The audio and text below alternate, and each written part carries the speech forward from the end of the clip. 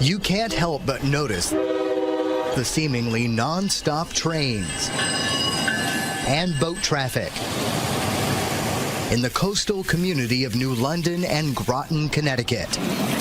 But what you won't see is tucked inside this highly guarded building on the Thames River. Until now. This right here is a once-in-a-lifetime opportunity. It's the United States' most advanced attack submarine being built by General Dynamics Electric Boat. It's similar to this sub, but better. It's fast, quiet, and nearly invisible underwater, undetectable to the nation's adversaries. Technology that's so top secret, Channel 3 News is the only media allowed to see it. And everything in this area is good for filming. And take you inside.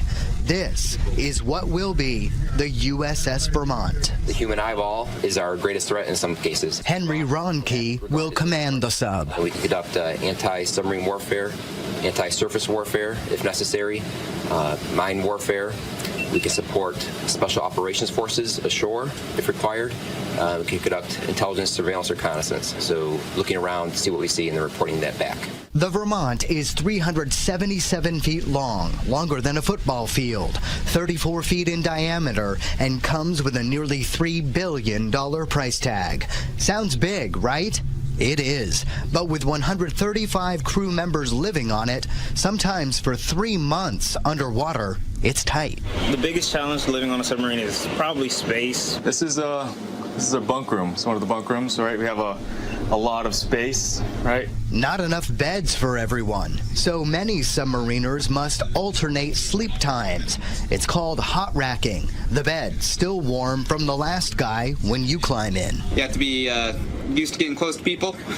The boat is designed to utilize every inch of space, and most spaces have dual roles. The vessel's meeting room for administrators is also their dining room and surgical table, if need be. This is called control. But what we can't show you is what makes this nuclear-powered sub the Navy's best of the best. Classified. An entourage of top officials from Electric Boat and the military covered up sensitive equipment that could be stolen by adversaries, fiercely protective of state-of-the-art hardware and software they didn't want on video. That's probably getting a little more. But the USS Vermont will be capable of launching an attack with torpedoes, missiles, and payload tubes, allowing greater firepower while hidden by the sea. It will deploy an estimated 15 times over the next 33 years. If in combat, this is where the orders will be given. This is where we would execute as necessary. A maze of pipes, tubes, and wires right now, but the USS Vermont will eventually play a vital role in national security. And being on its maiden voyage is special for submariners. The first crew members become so-called plank owners. Their names put on a plaque inside the sub. That's one of the reasons why I came here, right?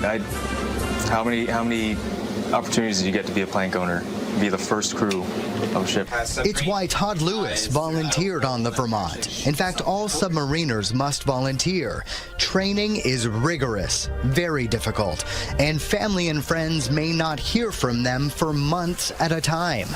Once underwater, there's no contact. Communication restricted to military missions by just a few on board. And what that does is it builds that trust between every crew member who goes through that.